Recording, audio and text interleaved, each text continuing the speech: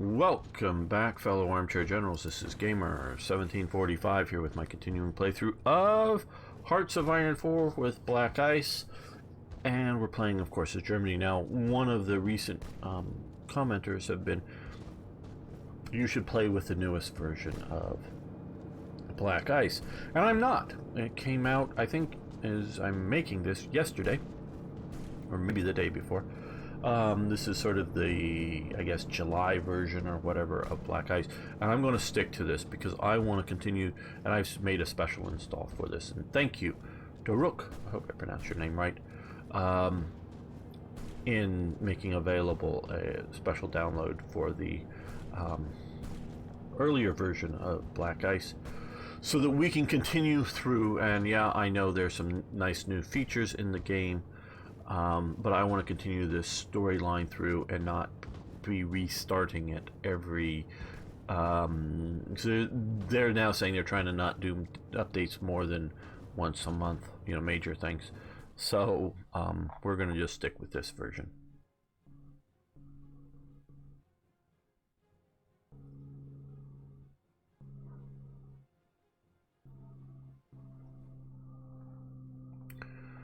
Okay, so we have free military factories, so what we need to do actually first is look to see what we need to produce. I think it's heavy artillery because we're not producing any, and we have a bit of a need. Handheld AT. We're just currently using up more Panzer IIs than we're producing, but we may need to produce Panzer IIs. Let's well, here.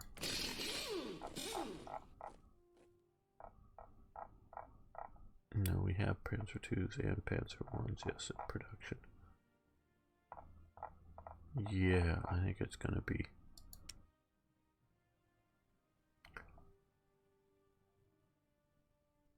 Is it 150 that I need to do, I think?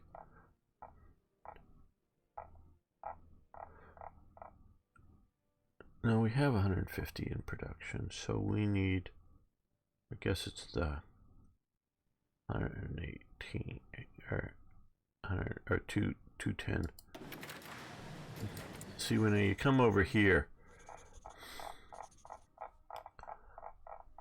and it just says heavy artillery, and I don't always know for sure, because to me heavy artillery would be 150 millimeter guns, but I see that that's here in artillery. So okay, so we'll get that. Just got to figure it out a little more than making it easy. I want to get some more of these guys into production. So we want to, which we already are, but let's just stick down a couple of more that we know we're going to be having.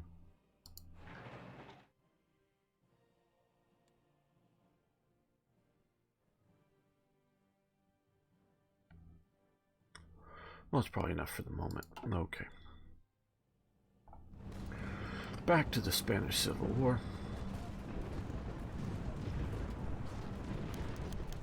Okay, we'll run out soon. Okay, didn't I already do that? MIFO bills. Okay, I guess we've got this MIFO bills too. I thought I did that.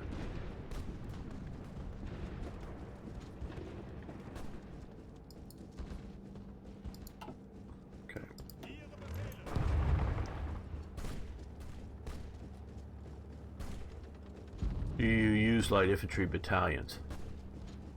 I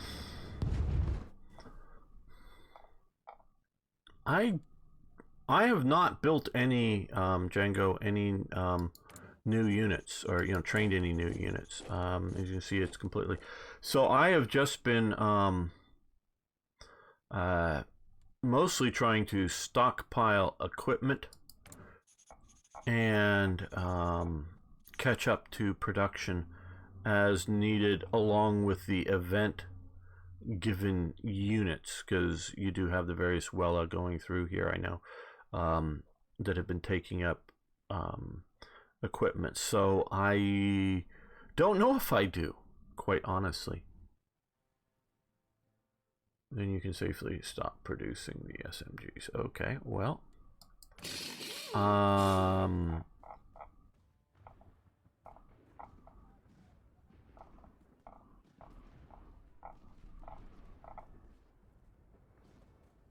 Okay, well, we'll dump that then.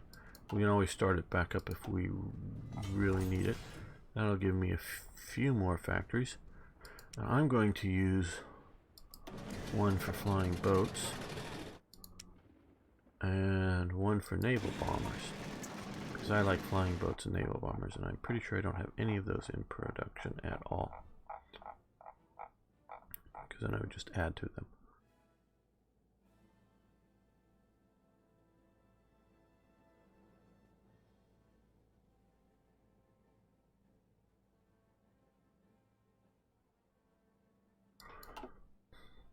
Yeah, I don't know that I plan on building any dedicated garrison units. I will use the ones that we have here. So.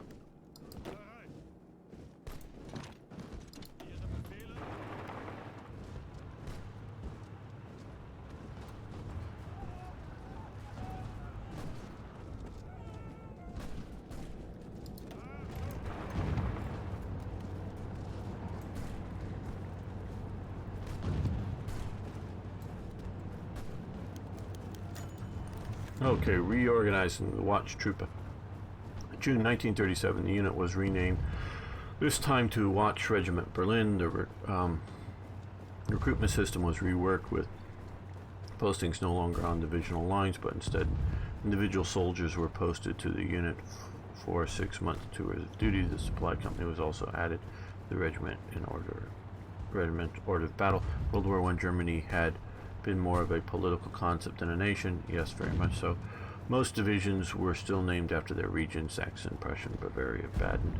Under the NSDAP, the country had been fully united in a true Deutschland, but this was only part of the party's plan for a greater Germany, encompassing all the Germanic peoples under one banner, with its capital in Berlin, to be renamed Germania. Yeah, that was sort of long out there viewpoint. It was to become Infantry Regiment Gross Deutschland. The Watch Regiment in Berlin provided escort guards and guards of honor for state visits, conferences, and the Olympic Games. Delete rot and remove all of its units using this template. Okay.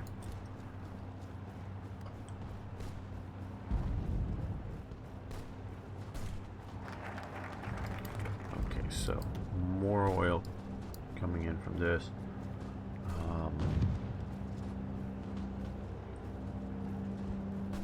Military factories, but I think steel mill. I think we're gonna go with 2 more civilian factories. Next. Hello, Brett.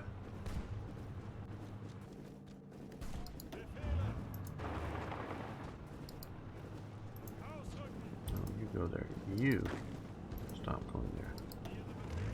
You go there.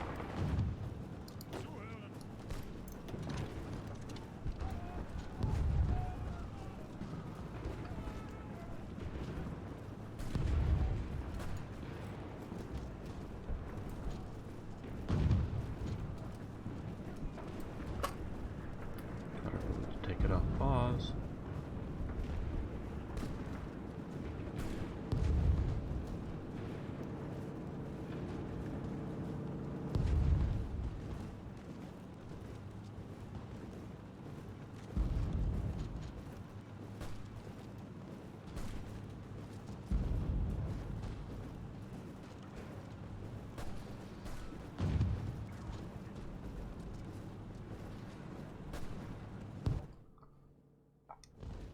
Okay, well, they've not fully isolated Madrid yet, but it looks like it's on its way to it. Okay, well,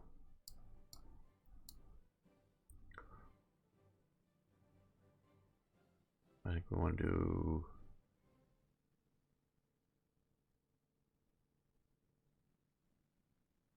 We'll do that now.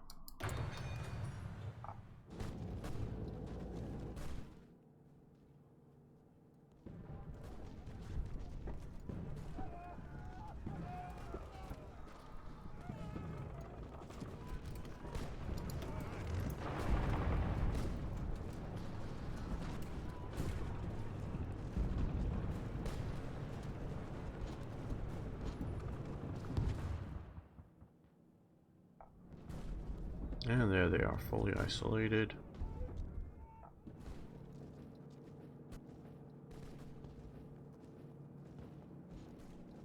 Oh, we've gotten some air experience from our pilots operating down there. And mentioning that, we maybe should readjust. Well, their zones of operation are still pretty good. We'll leave that be.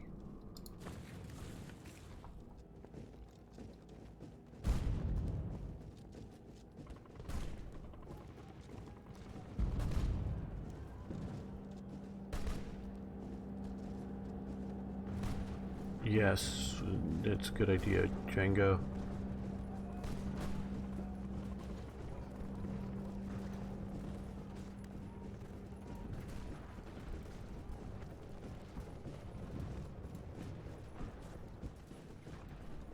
I've done the jerrycan research here, but you know, national focus, and I have not seen where it is on here. Research, but yeah. Far right, 41, okay.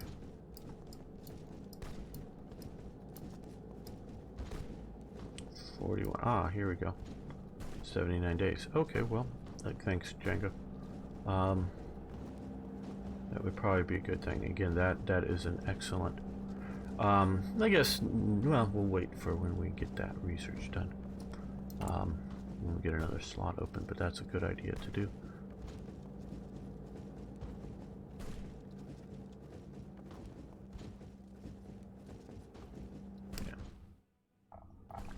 Okay, so we've got that. Come down here.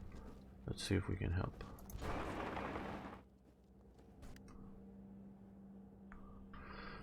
Help them crush the Republicans.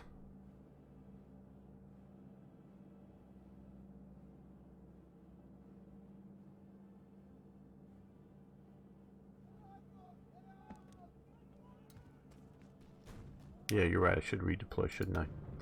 Oh, that makes, yeah. Get them there now instead of a month from now. Okay. Mechanized, so we could use some of those. Motorcycles, I guess. Looking at what we're not. Okay, well, we're not producing those, but we got extra because we stopped that. We've got a little heavy artillery in production, so let's.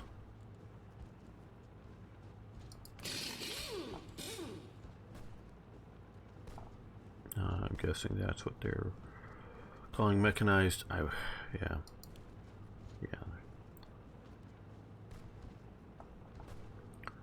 And then we will add that once we get another one available.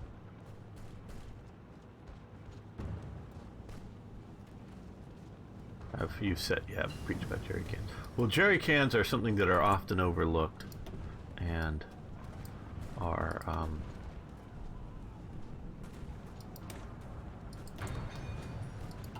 an important thing. So much so. Well, I guess I'm getting pushed to do this, so we will do this now. The jerry can, and I don't know entirely, but I will sort of, to some degree, take the influence of Third Reich events, Black Ice, in my event there with the jerry can. Germany develops the jerry can. No, they are not the first nation by any means to put gasoline in a metal can. Britain had what they called the flimsy, which is a I think it's like a 2.5 gallon sort of metal box that perpetually leaked gasoline, fumes at least. Maybe not dripping gasoline, but fumes.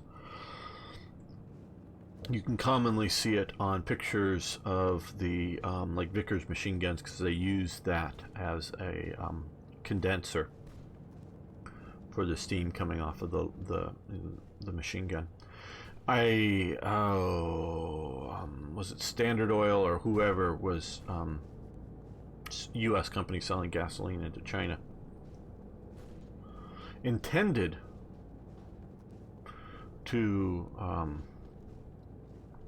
have it set back in I think it's in the 20s, to sell gasoline into China, and they initially gave out a bunch of, I don't know, 2-gallon, 3-gallon, whatever it was, sort of metal cans for gasoline to put it in there. And their concept is that they gave them all out to the customers on the first sort of use, and then they would bring their can back to be filled up again. But the people got really upset when, after a while, they stopped giving out cans, because the people wanted the gasoline because they were in their homes or whatever, were using it to burn it as fuel, either for lighting or food cooking or whatever. So it wasn't for automobiles, it was for other uses of a gasoline product. But the people also wanted to use the metal cans for other purposes, either cutting the metal up to make things with, or using it to store other liquids in it. So they wanted, every time they bought gasoline or cooking oil or whatever, it was a petrochemical product, they wanted a can come in the can. So that was a little problem. So they're not the first. Yes, Gamer's Jerrycan sermon. I know most of you guys know it, but we're getting a lot of people watching it. Okay, so the Germans realize that the future is motor transportation for military development. So they develop a jerrycan, in which is 5 gallons. It has 3 handles. You use one handle if you're picking up the can, you're one person, or which is the center handle, or if 2 people are picking up the can at once, they each grab with the outer handle on it. It has a pour spout built into it. It also has a little metal tube, a pour spout that you sort of screw on that directs the flow as opposed to just an opening, but it has a fairly big opening.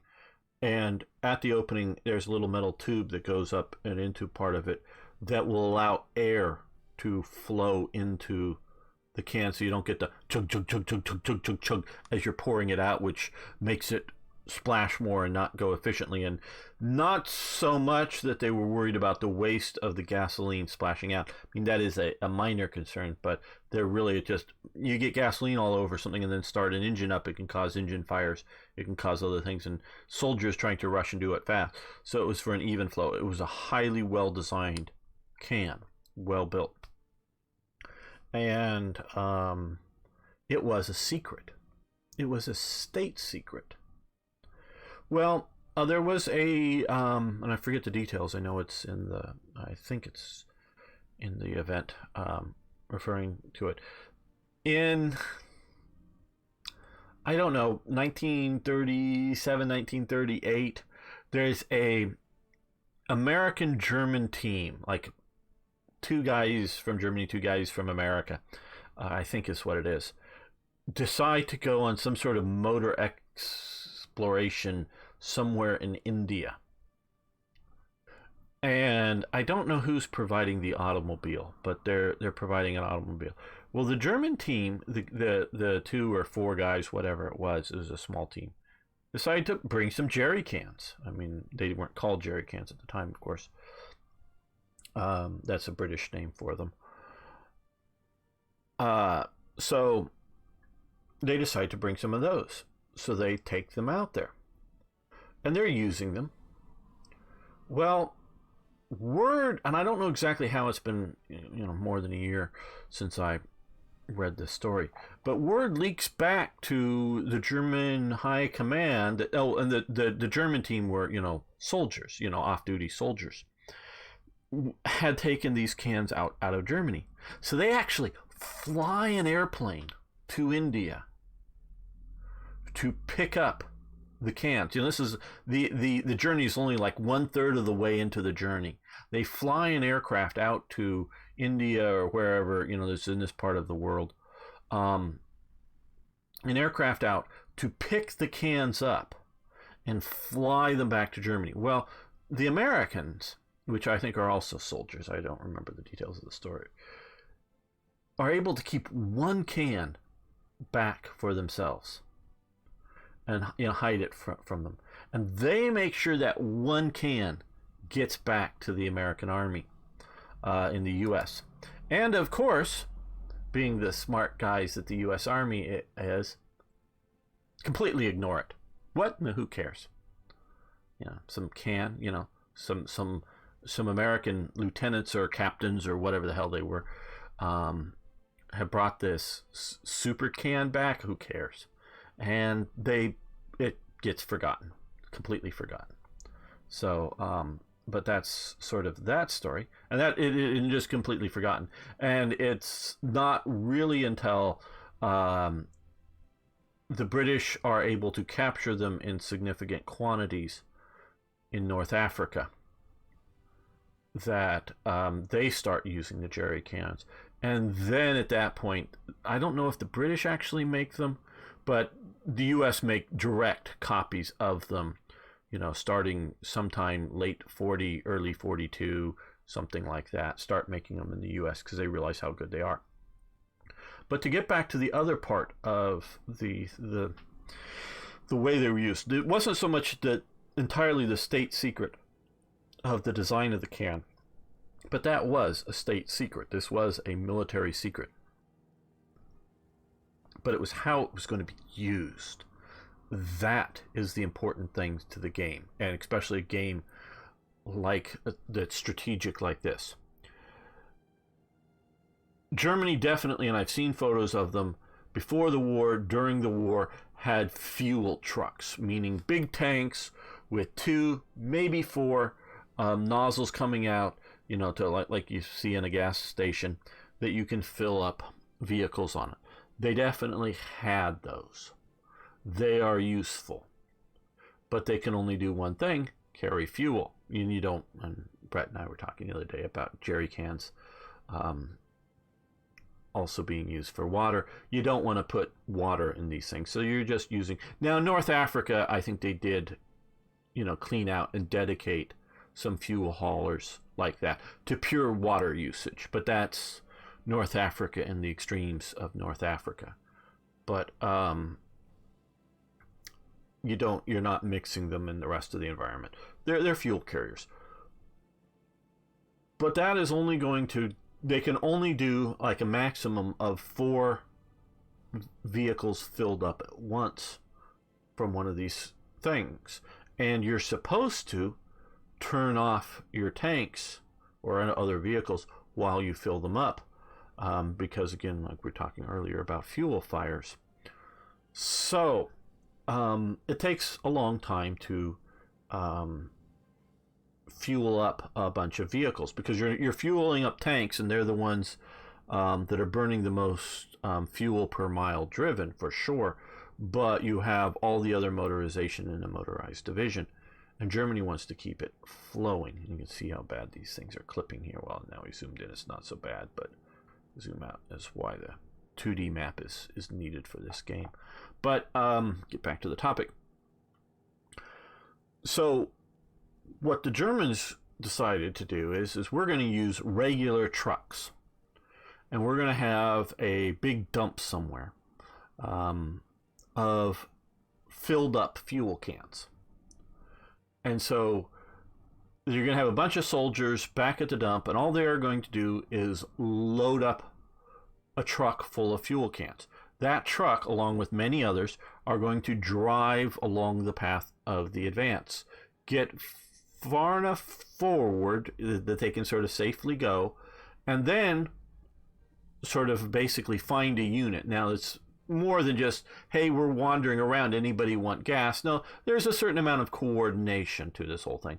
But get it coordinated, and then the presumably like tankers, the soldiers, the guys who drive the tanks themselves, would all swarm the trucks, and each person, depending on how far they're going, are either sharing a load, maybe carrying in between themselves, or each maybe carrying 2 cans apiece or whatever, and immediately carrying all those cans to their tanks. Well, that then immediately frees up the truck to turn around and drive back. And so instead of filling up 2, I think most of them had 2 nozzles, but I've seen at least one Soviet photo with a truck with 4 nozzles filling up vehicles all at once. But I think the standard for Germany was 2 nozzles. So instead of filling up, and I think it's also the same for the US, 2 nozzles per truck. So you pull up a tank each side of the fuel truck. And but so instead of fueling up 2 tanks at once, you're filling up 20 tanks, or however many tanks there are, however many trucks there were, and they all get that fuel off really fast. And so they're all filling up at the same time to get going. Well, that truck basically turns around and drives back the way they come until they see a pile of fuel cans. And then the normally 2 guys in the truck get out of the truck, and they start loading the truck back up with empty fuel cans. The fuel cans light, they're empty, so 2 guys can fairly quickly load the truck up, and then they drive the truck back to the fuel dump. Quickly get swarmed, those empty fuel cans are off, load back on new full cans. Trucks, normally in groups, turn around, move back up to where head up the path to catch up with the motorized units to keep refueling. So the efficiency, even though it is not a specialized truck like a fuel truck, and yes, like I say, they did have them, but the great majority of the fuel was handled in standard trucks. And then, of course, if you need trucks to carry food, ammo, whatever else, it's flexible. You can just decide, oh, well, we may be low on fuel, but we gotta have artillery shells. So direct the trucks over somewhere, pick up artillery shells, take them to the artillery unit. And so it was a flexible supply situation as well. And they're, far from sure, especially before, the invasion of France, how fast the panzers are going to move, how much fuel they're going to need, how much are we going to get bogged down in battles to get across, the Somme or whatever. And so you may need to shift to get trucks to get rapidly, because most of the infantry divisions are still using wagons at this time to tow artillery pieces and haul ammo. But if you need to rapidly get artillery rounds to the front, shift to that. So they want a flexible system and not a dedicated system. And even though the flexible system, according to their calculations, would fuel more vehicles faster and more efficiently than having dedicated fuel trucks. And what I do see is fuel trucks at times at somewhat forward fuel dumps. They're going, they line up a bunch of empty fuel, jerry cans, and just fill the, guys walking along, filling them up, row after row after row, getting those filled up, so that they're sort of using those trucks a little bit more in the rear area to keep those jerry cans full. Let's see what Brett's saying. The Germans are the ones who I can thank for my fuel jugs that I use. Yes, in your Humvees.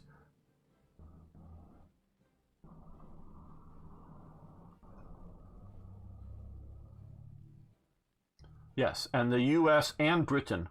I don't know how much the U.S., if it ever did, the idea of dumping fuel cans and then on the way back to pick up more fuel cans. I suspect, and this is just a suspicion because I do not know, that it was mostly a one-way trip for I'm thinking of the post-Normandy landings and the invasion, that we were just flowing enough fuel, but maybe it was picking up empty cans too. I don't know how much of that gets used in the American system, but we very much adopt the jerrycan as a means of carrying fuel and water. And to this day, I don't know that anybody's made a real improvement. Obviously, they make jerry cans out of plastic now, whether for fuel or water. But I don't think anybody's added a new thing, changed. I mean, there's slightly different patterns, and if you notice on the sides of the cans, there's an indentation. Well, when you do a pressed steel thing, if it's smooth, if the side is smooth for large enough, it's not as strong as if there's a that it's not smooth, meaning like you see there's sort of indentations like an X kind of thing on the side of a jerry can on either side. And that's similar for like a car auto body thing, having for the pressed steel, having it be smooth generally speaking, but not just flat, gives it more strength. So I don't think anybody has improved upon any details of the jerrycan since the Germans have done it. What would have happened if the Soviet embargo Germany in 1939? Disaster for Germany. Hello, Q1 Su. I hope that's a reasonable pronunciation of your name. It would have been disastrous. Germany is heavily relying upon resources coming in from the Soviet Union. The Soviet Union is heavily relying upon German manufactured products. We're just talking about the steel press, pressing steel for auto bodies or jerry cans. The primary steel rolling and bending machine that the Soviet Union has, or if they have more than one, they get them all from Germany. So the Soviets could not have built the T-34 and the KV-1s without German assistance. The Soviet Union did not have the ability to roll steel armor in thick elements enough to build those tanks. Because if you look at before, because those tanks show up, maybe late 1940 in prototype, but really are showing up in 41 in numbers, or 39. I don't know, but it's right around in there, and that is just because of the Germans selling in the 39-40, selling some steel press, not presses, but rolling machines to handle the thickness. I think the Germans thought they wanted them for battleship type steel production, but the Soviets did not have that capability. And so like as I was getting to say, if you look at the earlier Soviet tanks, like the T-26, the BT series 5s and 7, those all have thinner armors because the Soviets cannot, even the big T-35s and other big, heavy, monstrous tanks, those all have relatively thin armors because the Soviets cannot build. Now, could they have built a steel press to do it? Maybe, but they hadn't, and they relied upon German ones that they imported from Germany. So Soviet Union is also relying upon Germany for its military capacity. So you would have seen the inability of having the T-34s and such. I don't know if they could have cast the armor, because cast armor, which the Americans use for the Sherman, British use for the Matilda IIs, is another way of doing the armor. I don't know the Soviets' casting techniques, though they definitely, later in the war particularly, are using cast turrets for like the T-34-85s and the KV-85s. Okay, much fuel. fill up to the next dedicated fuel rig.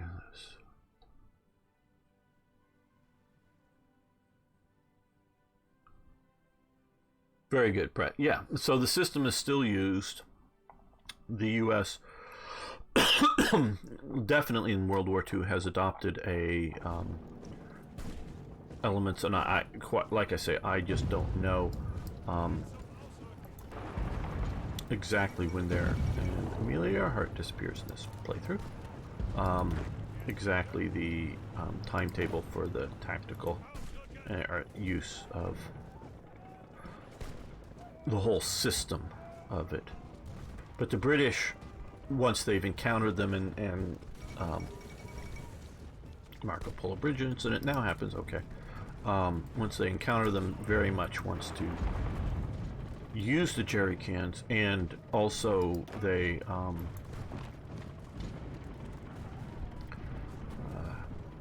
then inform America, and at that point the Americans start to pay attention to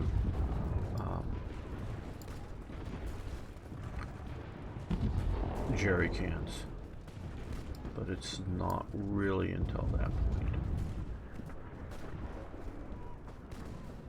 Okay, Volksdeutsch.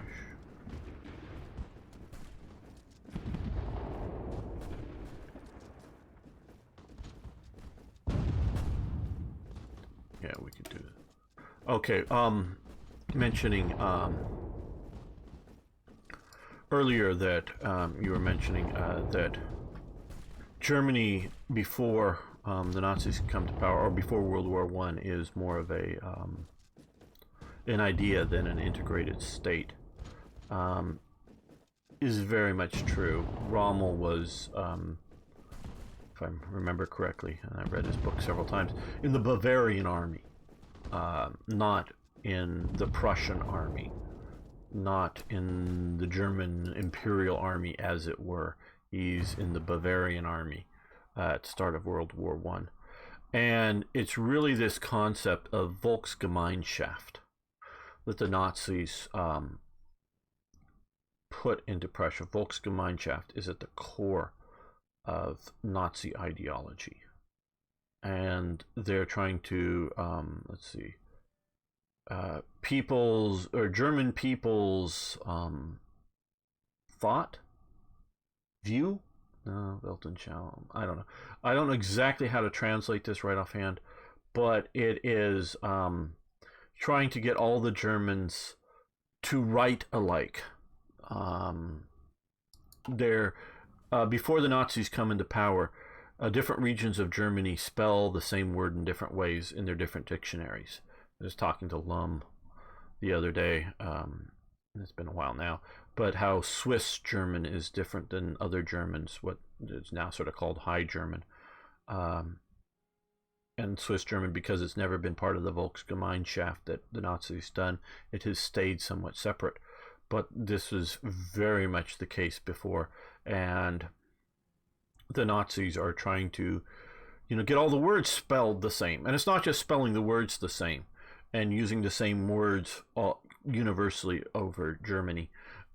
It's every part of society and life that they're trying to integrate into a one of Germanness. Not that, Rhinelanders who like their wines are going to have to stop drinking wines and start drinking beer or something, but trying to get everybody on the sort of same, it's ideological, it's cultural, it's just things like spelling of words. It just, and I'm not adequately describing this well, but it's getting everything to a Weltanschauung is worldview, absolutely. So like I say, I'm not translating it right. Oh, is it true? You start, and Abrams uses well, I don't know how leaders the undefined amount of gas a liter is, but from what I understand, it takes 5 gallons of fuel to start an Abrams, because unlike liters, a gallon is a specific volume of measurement for liquid. Um, you and your weird fairy measurements in Europe that constantly change and shift. You ought to get that worked out someday. But so yeah, it takes a lot to kick that engine over. There's been off and on attempts with the Abrams, excuse me, to put an auxiliary power unit that's a small gas electric generator on it, so you can have all the electronics running without either draining the battery or turning up the whole engine just to keep that going. So, like I say, I'm not adequately describing Volksgemeinschaft as the National Socialists used the meaning of the word, but it's really trying to unify thought as much as anything else in Germany to the National Socialist viewpoint. And that's very important to understanding Nazism and their sort of goals and objectives.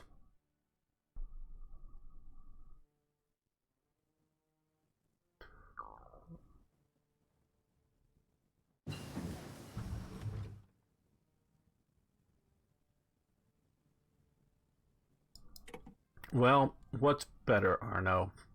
One, how well do we, those not in the military, know the capabilities of those vehicles? They have not fought each other.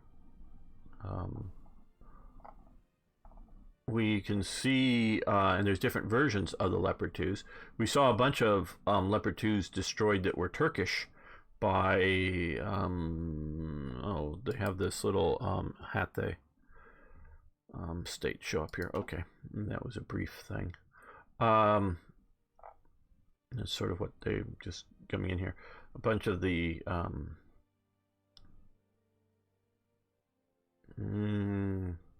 Syrian rebels, we'll call them that. I was trying to think of what I wanted to call them. Destroyed a bunch of Leopard 2s that the Turks had moved up to the border. Not all Leopard 2s are the same. Not all Abrams are the same.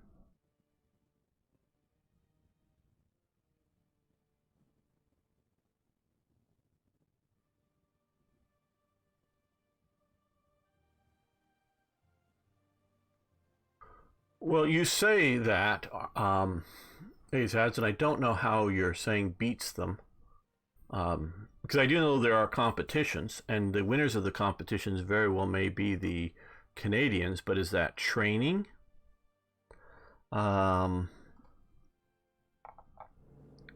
Is that,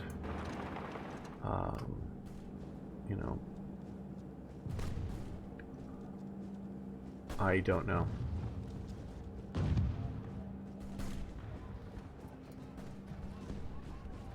Yes, training tactics. And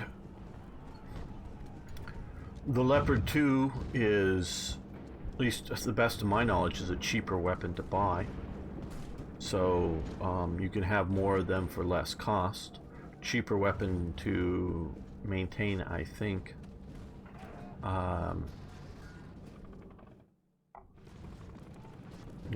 They have had partisans breaking out. Madrid's. Let's go help them assault Madrid. Got up to the north side so we're not attacking across the river. Different Abrams have different armor packages on them, and there's a new Abrams that's come out recently for the Army, at least, that has a new armor package on it, and people are sort of speculating, well, it's 10 inches thick, say, I don't know, but it may be thicker or thinner than the earlier model, but what is the composition of the armor? I was led to believe, and was confirmed when I was talking to one guy online, that early on when we were standing up the Iraqi army, we gave them U.S. Army not Leopards, M1 Abrams with the depleted uranium armor installs on them. And I was wondering, with Obama withdrawing, what was happening with those tanks. And he assured me he was involved in some of that, that we had well previously already got all of the U.S. Army's M1 Abrams out of temporary Iraqi service and gave them the export version of the U.S. Abrams, which is probably what the Saudis have. And those do not have the depleted uranium components within the armor, whatever you want to call them. They're not, you can't just like slide them in and out, but they're part of the sandwich package on at least the front glacis and the front of the turrets. I don't know exactly where it expands to. So what Egypt has for its Abrams, what Saudi has for its Abrams, are different, to the best of my knowledge, and very much so my understanding with the Egyptians.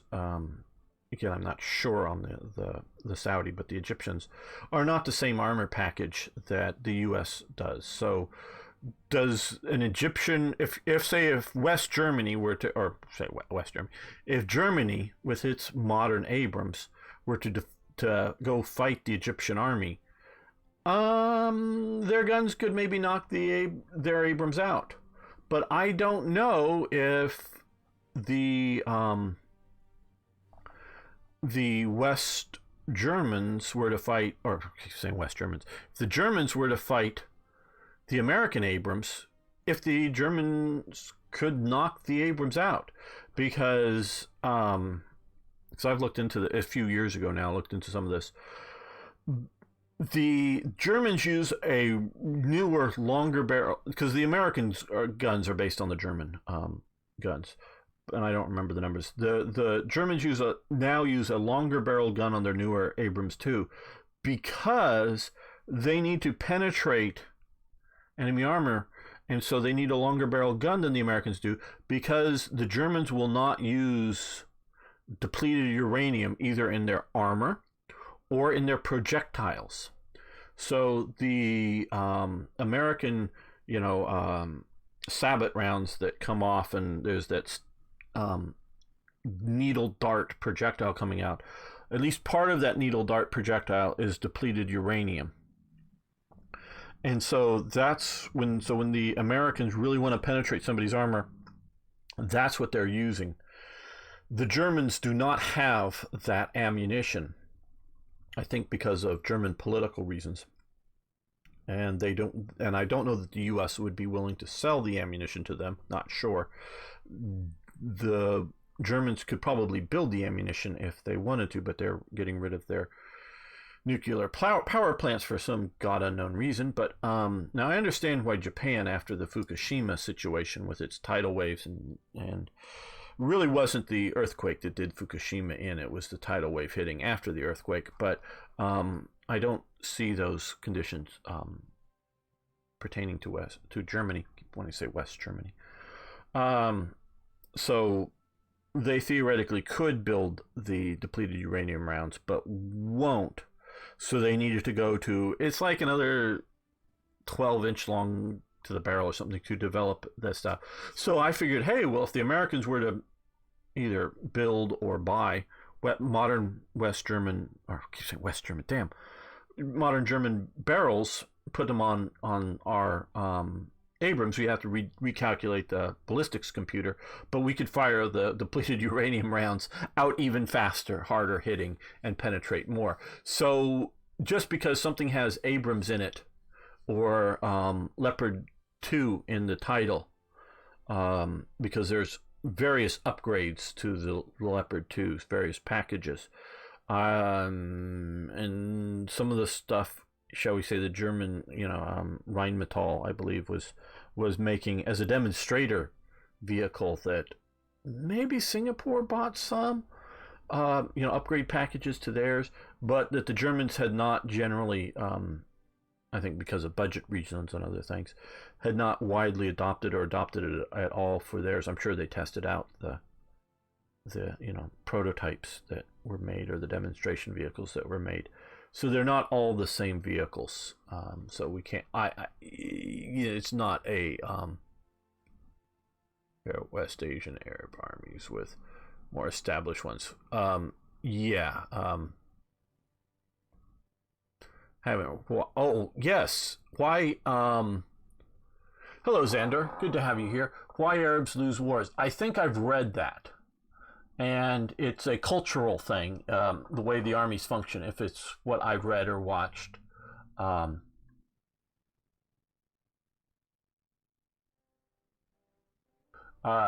Azads, no, well, I don't know if you've, and I'm not sure on that, but I've read something along those lines. And it's a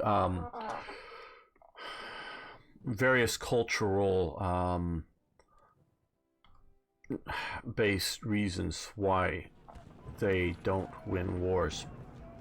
And they're also comparing them to why the Israelis defeat them. So the Israeli armies are as new, if not newer, than, say, the Egyptian army, because the Egyptian army never stops existing. You know, even under British, colonial occupation, or however you want to say that. Why aren't you attacking? There we go. Join the attack. And definitely exist in fairly large numbers during World War II, though they don't fight in the war other than briefly in one minor engagement near Siwa.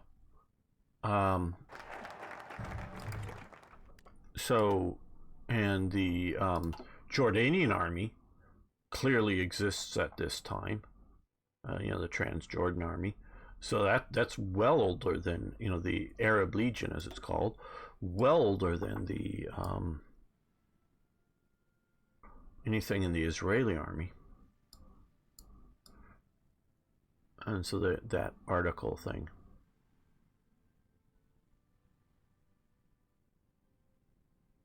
Yes, they did have, the A-10s did have that ammo. I have heard, read, whatever you want to call that.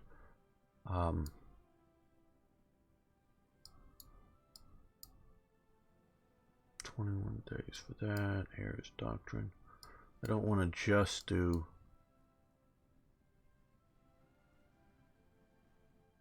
Okay.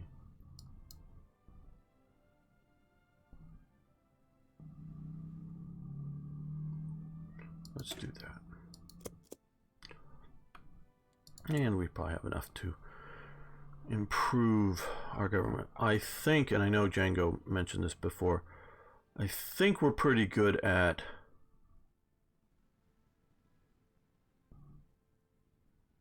most of these that we want to do at this time. Feature currently unused, standing army, 2-year draft, we have 2 million plus. And then probably should start research or training some.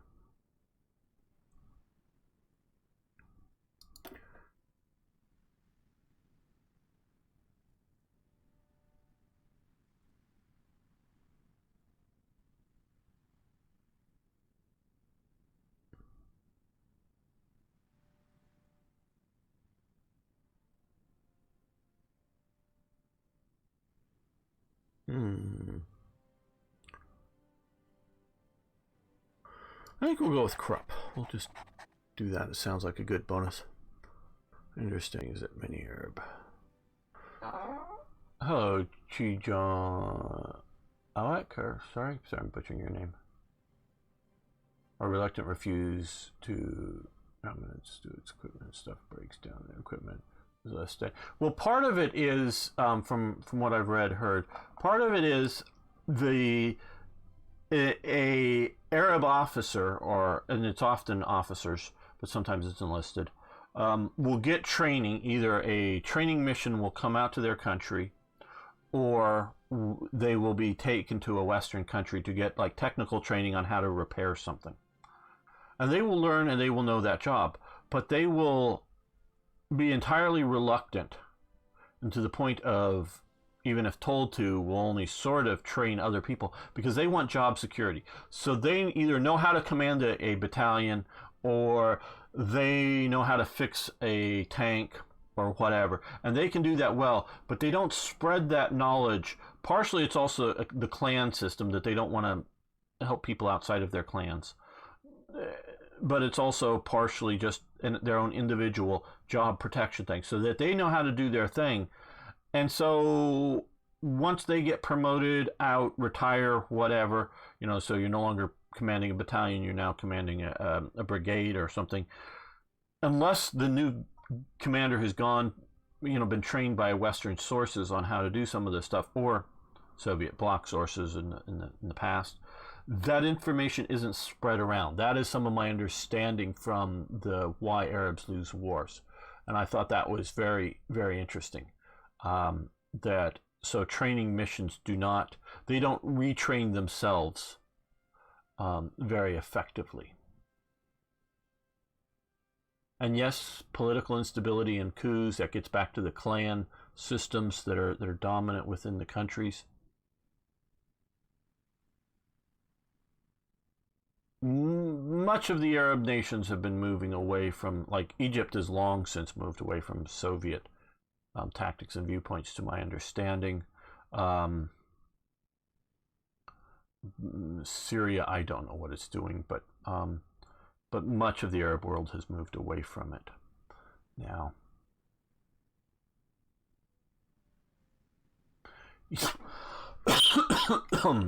Yeah, the Jordanians, generally speaking, have a good military. Their core element of their military is good and well trained. Yes, take your job. And it's, they're trying to be essential. They're trying to be required. They're trying to be needed. And so if everybody can do the job, then they're no longer needed. And I think to a point, I look at not individuals, but large groups of people culturally. I think to a point there is, within the Arab culture, and God, I'm not an expert on the Arab culture. I've had a couple of university courses and things and watched documentaries and read stuff, but not an expert. But I think the idea of I'm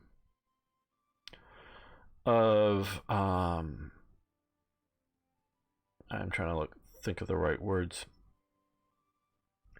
Guild isn't the right word. Journeymanship, maybe sort of it, is that knowledge of a skill, whether it be like a military skill of commanding a unit, or it be a technical skill or a crafting skill, is closely held culturally. And you want to, and often it's like I say, a family affair, but which that sort of expands into different tribal viewpoints within it, because a lot of these nations do not have, and we can see this very clearly in Iraq, do not have a unified idea of being an Iraqi. They don't necessarily see themselves as Iraqi. They might say those words at times, but they see themselves as different clan groupings, and that kind of thing. And the groups, and sometimes it's a coalition of clans as opposed to a clan that's in charge of the country, want to dominate the other clans, so the other clans resent the clan or clans in power, and so they resent the country that they're sort of forced to being in, and there's a lot of stuff going on. So I think that it's trade secrets, if you will, in their cultural viewpoint and makeup that they have, so they don't want to spread it far and wide. So I think it goes back to very much a cultural thing, as opposed to just purely a I know something you don't, I must be essential, but I think that is an element of it.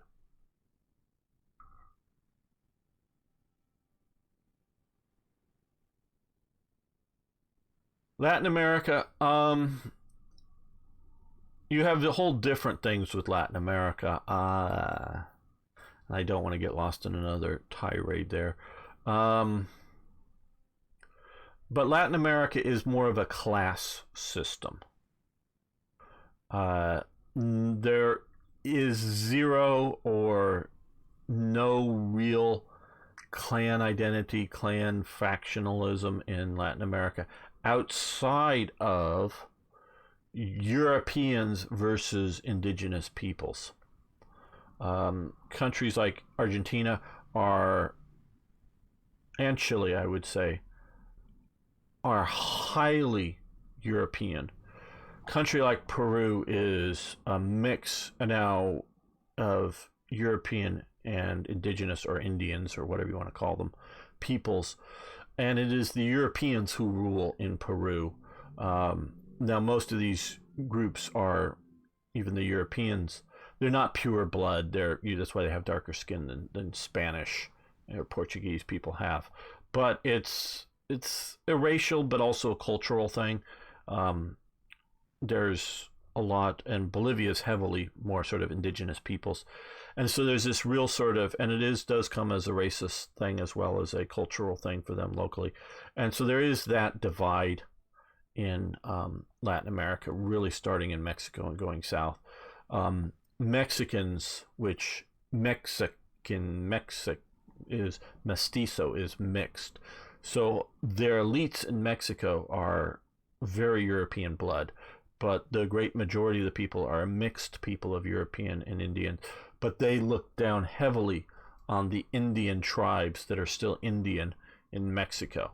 And it's a very racist society in that sense. And the reason I say it's very racist is that they're looking at sort of mostly pure-blooded Europeans as sort of the top of the heap, then the great majority of people which are mixed people. And those mixed people will sort of particularly celebrate a Aztec connection, and because they don't know what it was, because the culture was almost entirely destroyed, but sort of a romanticized what Aztec culture was in their art and iconography.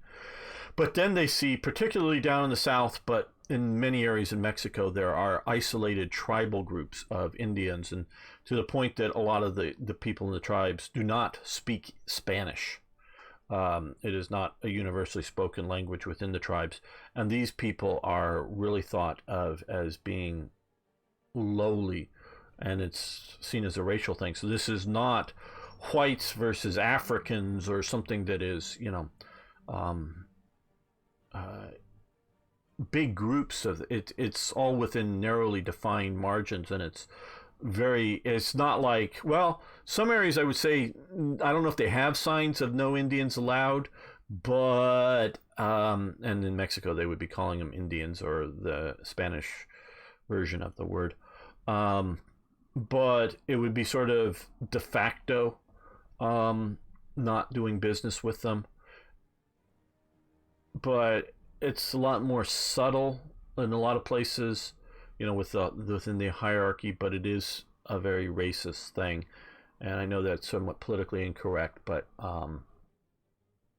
it's how I understand Mexico working within their society. And again, I've had some education on it. The department head of the political science department that I went to was marginally or whatever Hispanic, but he was a Latin American specialist, so I took a bunch of courses with him and educating on the various elements in Latin America.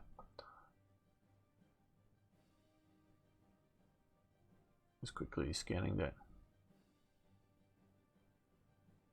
Okay, living between Africa, Europe, and Asia. Hello, Neutrino. Yeah, we're chatting. We're from Mastika.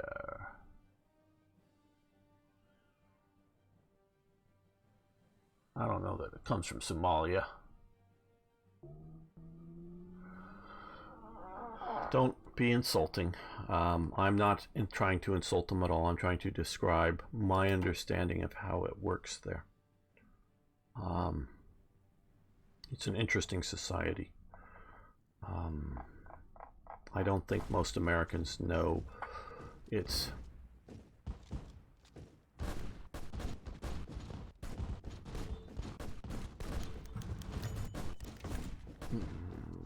Yugoslavian requests for sale of airplanes.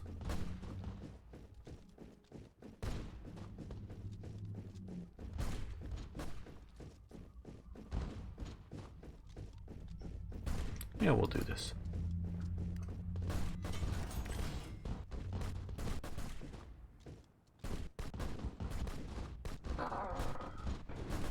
Hello, Ziezelza. I guess that's how you play. He's playing, yeah. Well, I get that. We're playing Hitler was angry and the Germans were angry over the Treaty of Versailles and losing World War I. So that makes sense, yes.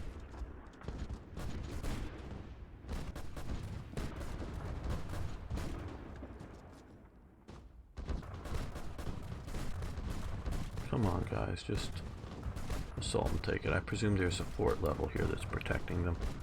Yeah, we see level 5 land fort. Pillbox defense level 1. Okay, we have disperse industry. Great.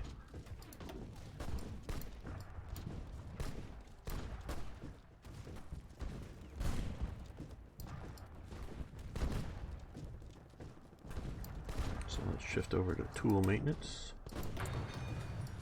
And we have free civilian factories. I want more arms productions.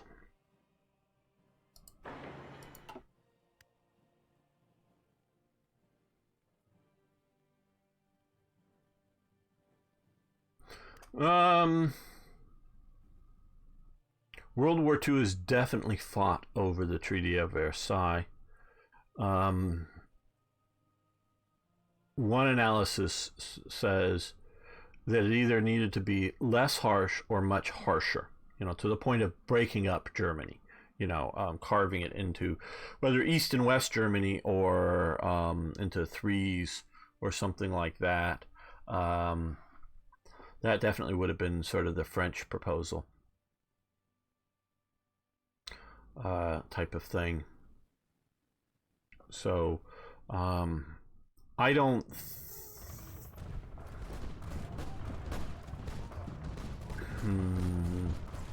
they place too much of the blame for the war on Germany in the Treaty of Versailles, but I don't necessarily think the Treaty of Versailles was too harsh on.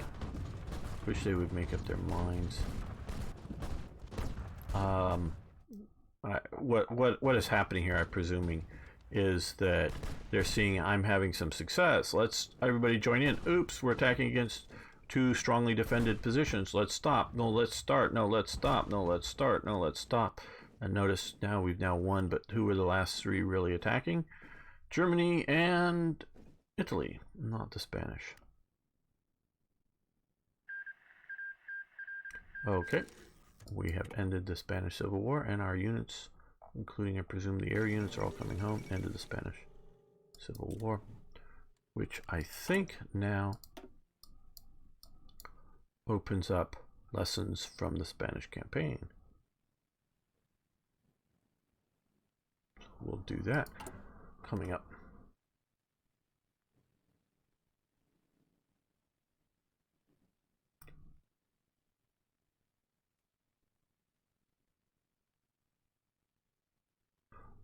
Didn't they think about the future? Well, you have to remember there were multiple goals and objectives. France wanted a very harsh peace. Wilson wanted some sort of idealistic peace of, justice. And Britain didn't want France too powerful. Didn't want Germany too weak. Because they did not want to see a French hegemony. You guys pronounce the word correctly. In Europe. And there, Italy's a new nation. I mean, so was Germany at the time. Spain had, sort of lost its last gasp of colonialism with the Spanish-American War, and so it's a hollow shell. When you're setting up the Treaty of Versailles, Poland doesn't exist. Russia's in a civil war.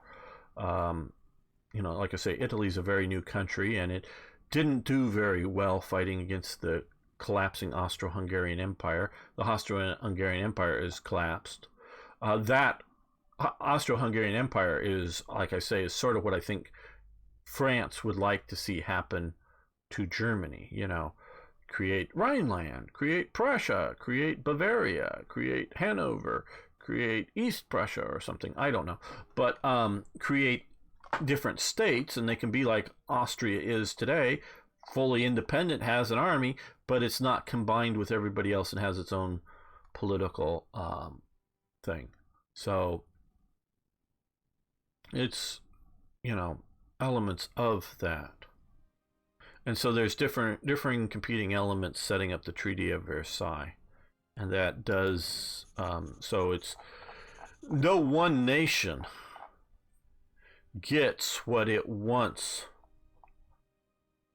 out of the war, or, you know, out of the end of the war. You know,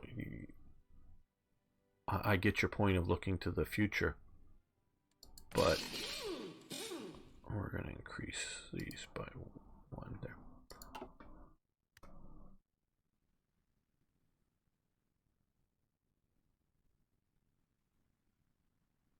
Yeah, at the point that, you know, the German delegation that goes to Versailles thinks it's coming there to negotiate the peace. But what it finds is the peace treaty already negotiated between the victors, and they're presented with it, and they at first refuse to sign it, and then they cable back to Germany the situation, and the Germans just sign it. You know, we can't continue the fighting. We are done, and there's nothing we can do about it. So they end up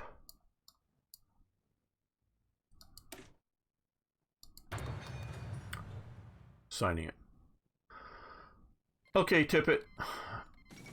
Have a good night. I guess you got work tomorrow, means you're probably not going to join us tomorrow for War Thunder. Japan declared war on the Republic of China. But those of you watching today, we will be playing War Thunder tomorrow. You're all invited to join us. If there's enough of us, we will create some custom battles and have that. So, and that'll be on YouTube, of course, those of you. And yeah, to a point, as AZ just said, they lost the war. And at this point, we're going to end the episode here. I want to thank you all for watching. Thanks for liking the videos. If you haven't already, please, of course, subscribe to the channel. And post your questions, comments on any of the topics we've been discussing or some other point you want to bring up. And if I can, I will address it, either in replies or in future episodes. Thanks so much. See you next time for more Hearts of Iron.